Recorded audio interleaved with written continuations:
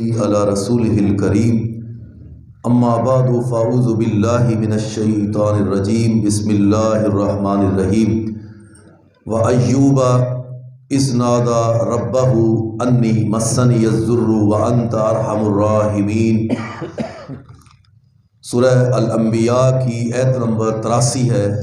تو اس مقام پر اللہ تعالیٰ نے اپنے جلیل القدر نبی سیدنا حضرت ایوب علیہ السلام کا تذکرہ خیر فرمایا ہے۔ حضرت ایوب علیہ السلام اللہ کے بہت بڑے صابر نبی تھے۔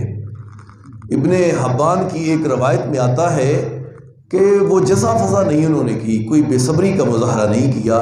یعنی ان دو چار لفظوں کی وضاحت سے یہ پتہ چلتا ہے آزمائش ان پر بہت بڑی آئی، لیکن اللہ کے نبی صابر تھے۔ صبر ایوب بڑا مشہور ہے۔ تو فرمایا وَأَيُّوبَ إِذْ نَادَى رَبَّهُ، اور حضرت ایوب علیہ السلام جس وقت انہوں نے اپنے رب سے دعا کی یا اپنے رب کو بلایا اور کیا فرمایا، انی مسنی الضر، کہ مجھ کو تکلیف نے پکڑ لیا، مجھ کو آزمائش نے، بیماری نے پکڑ لیا، اللہ تکلیف نے پکڑ لیا مجھ کو، وَأَنْتَ، اور تو ہی ہے ارحم الراحمین، سب رحم کرنے والوں سے بڑھ کر اللہ تیری رحمت ہے، میں تیری رحمت کا طلبگار امیدوار ہوں، الہی مجھ کو شفا عطا فرما۔ تو یہ حضرت ایوب، اور بھی پتہ چلا کہ نبیوں پر بھی کڑی سے کڑی مشکل آ سکتی ہے، دکھ تکلیفیں آ سکتی ہے، اور میں کئی دفعہ پہلے یہ کہہ چکا ہوں کہ جتنی بڑی عظمت ہوتی ہے اتنا ہی بڑا امتحان ہوتا ہے۔ تو اللہ کے نبی ایمان بڑا، امتحان بڑا۔ تو جب یہ آزمائش کی گھڑی آئی، سارا مال و متاع وہ بھی چلا گیا، بیماری آ گئی، جسم پر بھی بیماری، تکلیف ہی تکلیف، کہا جاتا ہے کہ 18 سال بیماری کے اندر مبتلا رہے، اور بیویاں وہ بھی طلاق لے کے چلی گئی، ایک رہ گئی مائی رحمہ۔ تو حضرت فرماتے ہیں بی بی آپ بھی طلاق لے کے چلی جائے، باقی بھی چلی گئی، تو کتنا صبر کریں گی آپ؟ تو کہا حضرت اللہ نے اگر سکھوں کے دن ہم کو دکھائے ہیں تو رب کی طرف سے آزمائش آئی ہے، تو کوئی بات نہیں حضرت، میں مر تو سکتی ہوں، کبھی آپ کو ایسا چھوڑ کے نہیں جا سکتی۔ نیک بیویاں ایسی ہوئیاں، نیک بیویاں، صالح بیویاں، وہ خامداں دے دکھاں سکھاں دے اندر شریک ہوندیاں نے، اور انہاں نوں تسلیاں دے دیاں نے۔ اللہ دے بندے کوئی گل نہیں، جے پہلے سوکھے دن سن، جے اج مشکل آ گئے نے تے کوئی نہیں، اللہ یہ بھی گزار دے۔ یعنی خامد کو تسلی دیتی ہے، اور بے صبری نہیں کرتی، خامد کی نافرمانی نہیں کرتی، بے پردہ نہیں ہوتی، جسم کی حفاظت کرتی ہے، نمازوں کی پابندی کرتی ہے، پردے کی نگرانی کرتی ہے، اپنے وجود کی حفاظت کرتی ہے۔ 4 خوبیاں جس عورت کے اندر ہوئی، حضور نے فرمایا ایسی عورت کے لیے جنت کے 8 دروازے کھلے، بی بی جدھر سے مرضی ہے جنت میں چلی جا۔ تو یہ ہے صبر عورتوں کے لیے بالخصوص۔ حضور نے فرمایا میں نے کافی عورتوں کی تعداد کو جہنم میں جلتے ہوئے دیکھا، اور یہی وجہ کہ خامدوں کی نافرمان تھی۔ تو اس لیے یہ 2 پٹڑی ہیں، ایک خامد ایک بیوی، یہ اگر سمجھ کر نہیں چلیں گے تو کبھی گھر نہیں چل سکتا۔ اس کو بھی صبر کا مظاہرہ کرنا چاہیے، اس کو بھی صبر کا مظاہرہ کر، اس کو بھی کچھ سمجھا لینا چاہیے، اس کو بھی کچھ سمجھ لینا چاہیے۔ سمجھا کر یہ معاملہ چلتا ہے۔